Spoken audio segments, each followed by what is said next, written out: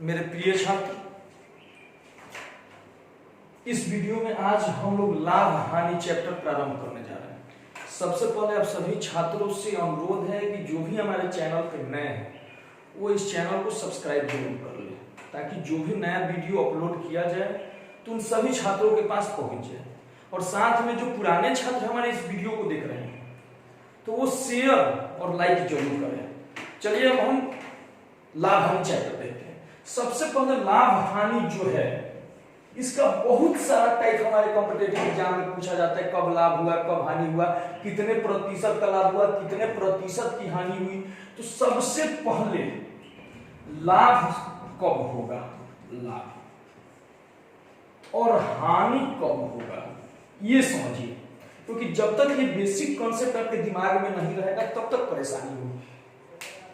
लाभ हानि समझने के लिए दो चीज, एक विक्रय मूल्य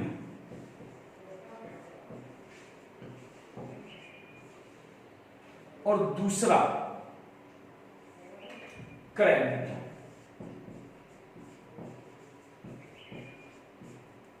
ये दोनों जानना जरूरी है। विक्रय मूल्य मतलब वह मूल्य जिस पर हम किसी वस्तु को बेच दिए, जिस पर किसी वस्तु को बेच दिए वो विक्रय मूल्य, और क्रय मूल्य जिस पर हमने किसी वस्तु को खरीदा है वो क्रय मूल्य। तो सबसे पहले देखिए विक्रय मूल्य, क्रय मूल्य। चलिए हमने मान लिया कि हमने किसी वस्तु को 5,000 रुपया में खरीदा है, 5,000 रुपया में खरीदा है और हमने 6,000 रुपया में बेच दिया। यानी विक्रय मूल्य जो है वो क्रय मूल्य से अधिक होगा तो लाभ होगा। मान लीजिए 5,000 में खरीदे हैं, 6,000 रुपया में हमने बेचा है, मतलब कि 1,000 रुपया मुझे लाभ हुआ है। 5,000 में खरीदा, 6,000 में बेचा तो लाभ हुआ। यानी विक्रय मूल्य जब क्रय मूल्य से अधिक होगा तो लाभ होगा। और यही मान लीजिए हमने 5,000 में खरीदा और 3,000 में बेच दिया तो हानि होता। 2,000 रुपये की हानि होगी। आपको दिख रहा होगा कि 5,000 में मैंने वस्तु खरीदा है और 3,000 में बेचा है। तो जब क्रय मूल्य अधिक हो जाए, विक्रय मूल्य कम हो जाए तो हानि होता है। उम्मीद करते हैं समझ में आ गया होगा। इसीलिए हमने रुपया में बताया ताकि आप बिल्कुल बढ़िया से समझ जाइए। इसके बाद देखिए दो फॉर्मूला आपको याद रखना जरूरी है। एक पूछता है लाभ प्रतिशत, तो लाभ प्रतिशत बराबर होता है लाभ गुने 100 और बटा में क्रय मूल्य। पूछ देते हैं लाभ प्रतिशत क्या कीजिए, तो ये फॉर्मूला याद होना चाहिए। दूसरा हानि प्रतिशत, तो हानि प्रतिशत में होता है हानि गुने 100 बटा क्रय मूल्य। इसी दो फॉर्मूला से जितना भी लाभ हानि का टाइप होगा हम लोग बनाते चलेंगे और किसी भी प्रश्न में परेशानी नहीं होगी। ये दो फॉर्मूला याद होना चाहिए, लाभ परसेंट और हानि परसेंट। अब देखिए इसमें सबसे पहले इसको बनाते कैसे हैं। जैसे हम एक प्रश्न लिख रहे हैं जो हमारे कॉम्पिटिटिव एग्जाम में प्रश्न पूछे जाते हैं। चलिए पहला टाइप अभी लो लेवल से शुरू कर रहे हैं। जैसे प्रश्न है एक वस्तु को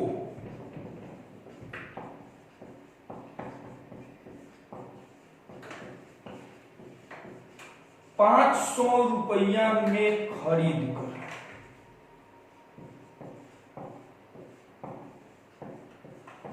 600 रुपया में बेची जाती है।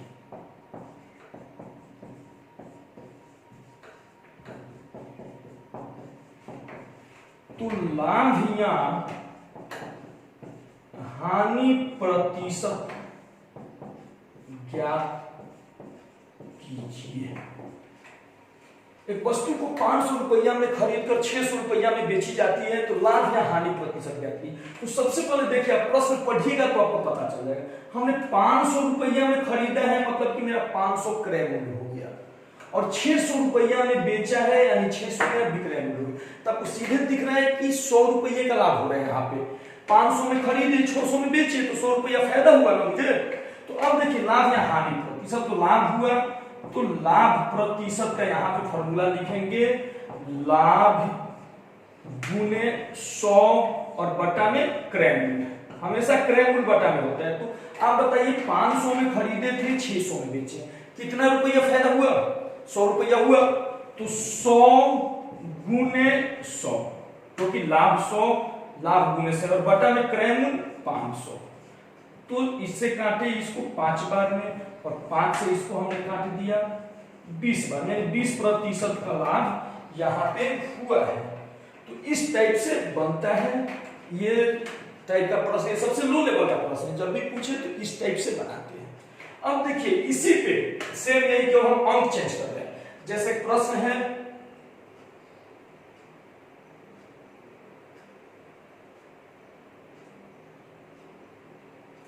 एक कुर्सी की लागत मूल्य 180 रुपए, मतलब एक वस्तु को 180 रुपया में खरीदा गया है और उसे 216 रुपया में बेचा गया है। 180 रुपया में खरीदा गया है, एक वस्तु को 180 रुपया में खरीद कर 216 रुपया में बेची जाती है, तो लाभ या हानि प्रतिशत ज्ञात कीजिए। तो अब देखिए इस प्रश्न में बिल्कुल सिंपल सा प्रश्न है, 180 में खरीदा और 216 में बेचा, जब माइनस कीजिएगा तो 36 रुपया का लाभ होगा।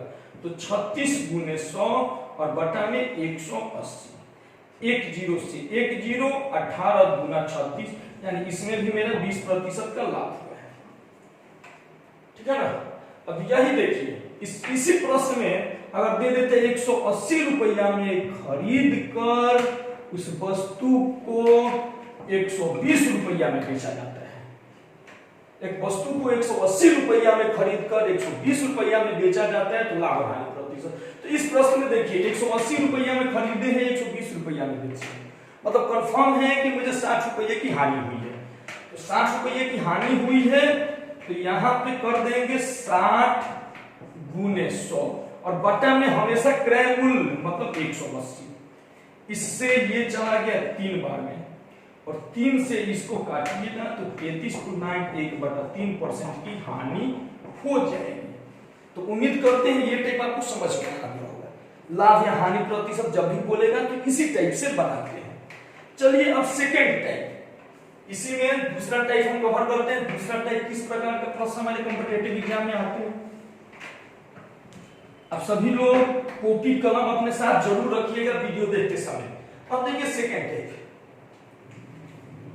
दिया है, एक घोड़े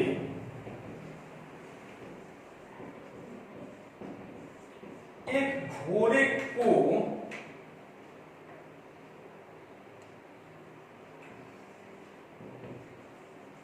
20,000 रुपया में बेचने पर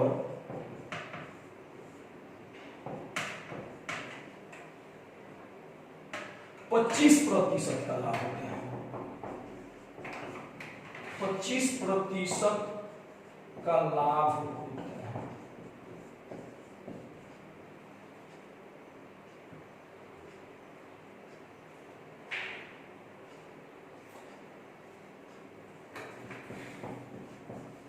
तो 40% का लाभ कमाने के लिए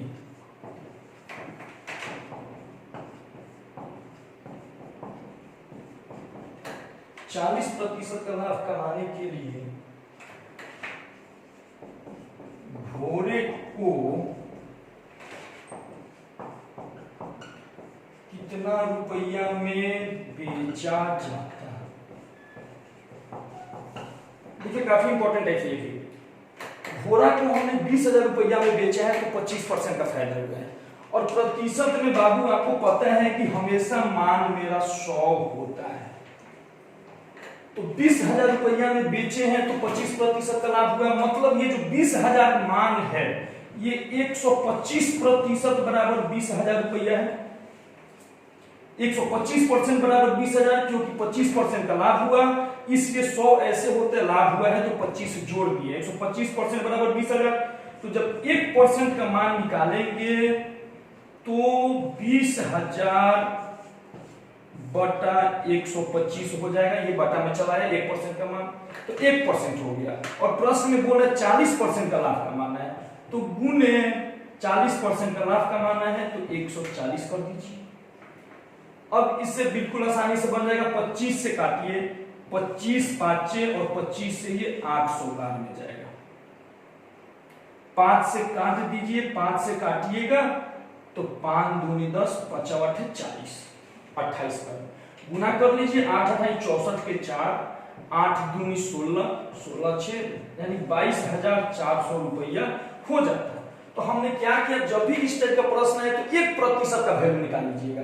अब जितना प्रतिशत अधिक चाहिए उतना से गुना, 20% बोलेगा तो 100 में 20 जोड़ देंगे, 20% का हानि बोलेगा तो 20 घटा लेंगे।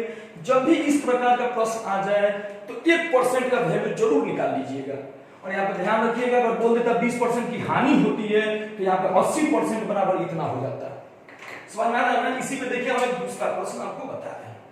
दूसरा प्रश्न इसी पे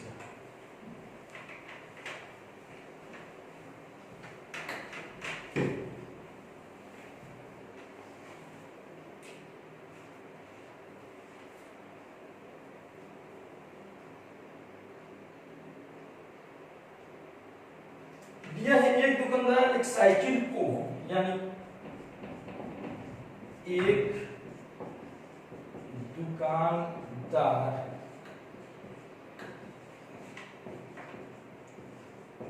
एक साइकिल को 1200 रुपये में बेचता है तो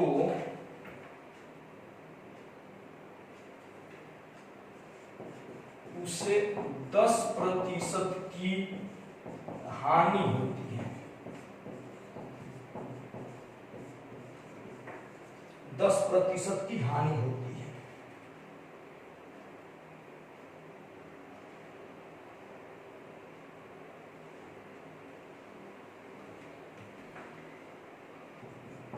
तो वह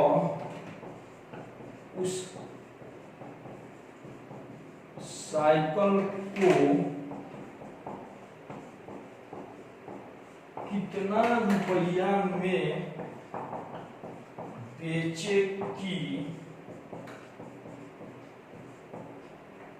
उसे 20% का लाभ हो। देखिए सेम वही टाइप है। एक दुकानदार एक साइकिल को 1200 में बेचता है तो उसे 10% यानी 10% की हानि मतलब 90%, तो 90% बराबर 1200। प्रश्न में हानि बोलती है 10% हटा दिया, यानी 90% बराबर 1200, तो 1% बराबर बाबू 1200 बटा 90 और गुने 20% का लाभ चाहिए, गुने 20 कर दीजिए।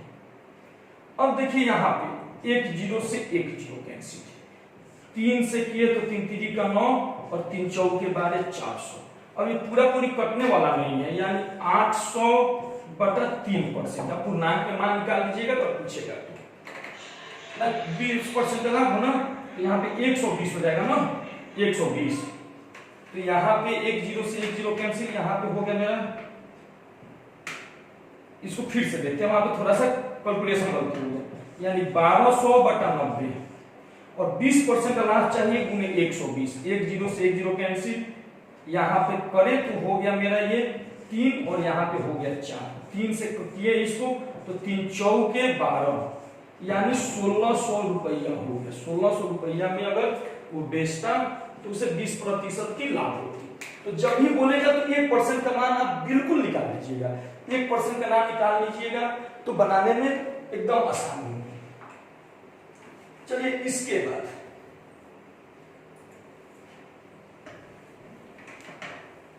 ये दोनों टाइप उम्मीद करते हैं कि समझ में आ गया होगा।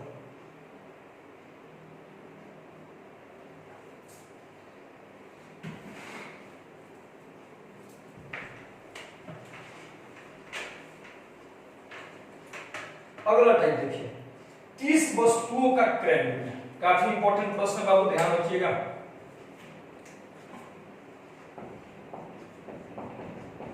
30 वस्तु का क्रय मूल्य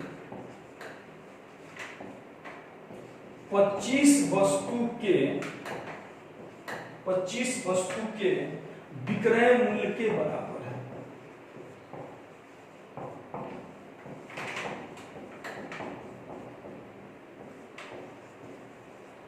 विक्रय मूल्य के बराबर है। तो लाभ या हानि प्रतिशत ज्ञात कीजिए। ये प्रश्न हर बार एग्जाम में पूछता है। और ये देखिए, अभी हम आपको स्टार्टिंग में फॉर्मूला बताए हैं, लाभ होगा तो लाभ गुने 100 बटा क्रय मूल्य। तो इसमें देखिए क्रय मूल्य कौन है और विक्रय मूल्य कौन है, ये बच्चों को समझ नहीं आता है। इसमें 30 वस्तु का क्रय मूल्य तो बच्चा समझ लेता है 30 है, 25 वस्तु का विक्रय मूल्य तो 25 उसको लगता है कि ये मेरा विक्रय मूल्य नहीं, अपोजिट आपको दिखता है। सबसे पहले देखिए, मान लीजिए हम 100 रुपया में 30 वस्तु खरीदे, सवाल के हिसाब से 100 रुपया में 30 वस्तु खरीदे, रुपया यहाँ पे लिखा है। मान लीजिए हम 100 रुपया में 30 वस्तु खरीदे और 100 ही रुपया में 25 वस्तु बेच दिए, तो आप बताइए 5 वस्तु तो मुझे फायदा हुआ ना। जितना रुपया में हमने 30 वस्तु खरीदा उतना ही रुपया में 25 को बेचे हैं, तो 5 वस्तु तो फायदा हुआ। तो ये प्रश्न का कांसेप्ट समझिएगा, 30 वस्तु का क्रय मूल्य 25 वस्तु के विक्रय मूल्य के बराबर है। तो हमने जो किया वो 25 को ना वस्तु दिया, 5 को तो हमने रख दिया। तो ये देखिए लाभ, इसमें सबसे पहले जितना रुपया में हमने 30 खरीदा उतना रुपया में 25 बेचा, तो लाभ है 5। तो 5 गुने 100 और क्रय मूल्य मतलब 25, क्रय मूल्य मतलब 25, तो 5 से इसको 5 बार में और 5 से इसको काटे यानी 20% का लाभ हुआ। समझ में आ गया होगा। इसी पे देखिए हम अगला प्रश्न करवा रहे हैं। तो ये टाइप इंपॉर्टेंट है, यहाँ पे नीचे में हमेशा जो विक्रय मूल्य के साथ जो दिया रहता है वो रखा जाता है। अगर कॉन्सेप्ट समझ में आ गया तो बढ़िया है, नहीं तो क्रय मूल्य के साथ जो दिया है उसको कभी नीचे मत रखिएगा। अब देखिए इसी पे अगला प्रश्न, अगला प्रश्न हम आपको बता रहे हैं। यहां पे दे दिए मान लीजिए 50 वस्तु, 50 वस्तु का क्रय मूल्य 40 वस्तु के विक्रय मूल्य के बराबर है, तो लाभ है। देखिए जितना रुपया में, मान लीजिए 100 रुपया में हमने 50 वस्तु खरीदा और 100 रुपया में ही 40 वस्तु बेच दिया। तो आप बताइए कितना इसमें भी फायदा हुआ। जितना रुपया में हमने 100 खरीदा उतना ही रुपया में 40 को बेचा है। 100 रुपया में 50 खरीदे और 100 रुपया में 40 बेचे, 10 वस्तु को फायदा हो गया। तो लाभ हो गया 10 गुने 100 और बटा में 40, 10 से 10 4 से करेंगे 25% का, इसमें भी लाभ हो जाएगा। अब देखिए हानि कब होगा। हानि होता है हमने 100 रुपया में 50 खरीदा और 100 रुपया में 60 को बेच देता, तो 10 वस्तु हानि हो जाता। समझ आ रही है ना बात। तो इस टाइप से होगा। अब देखिए हानि वाला हमें प्रश्न बनवाना है, हानि वाला। और ये जब भी आपसे प्रश्न पूछेगा तो यही नहीं देता है लाभ या हानि प्रतिशत, ताकि सबसे पहले बच्चों की यही समझ में नहीं आता है लाभ हो रहा है कि हानि हो रहा है। हानि वाला प्रश्न देखिए, जैसे हम दे दें 20 वस्तुओं का क्रय मूल्य 25 वस्तुओं के विक्रय मूल्य के बराबर है। अब देखिए जितना रुपया में, मान लेते हैं 100 रुपया में हम 20 को खरीदे हैं और 100 रुपया में 25 को बेचे, मेरा लागत 25 हो गया। तो आप बताइए जितना रुपया में हम 20 वस्तु खरीदे उतना में 25 को बेच दिए, घाटा हुआ है ना 5 वस्तु, तो 5 गुने 100 और यहाँ पे फिर यही नीचे होगा 25, तो 5 से 5 बार में और 5 से ये 20% की हानि इस बार नीचे। तो उम्मीद करते हैं ये टाइप आपको समझ में आ गया होगा। चलिए इसी में देखिए एक और टाइप थोड़ा सा डिफिकल्ट कर देते हैं, उस टाइप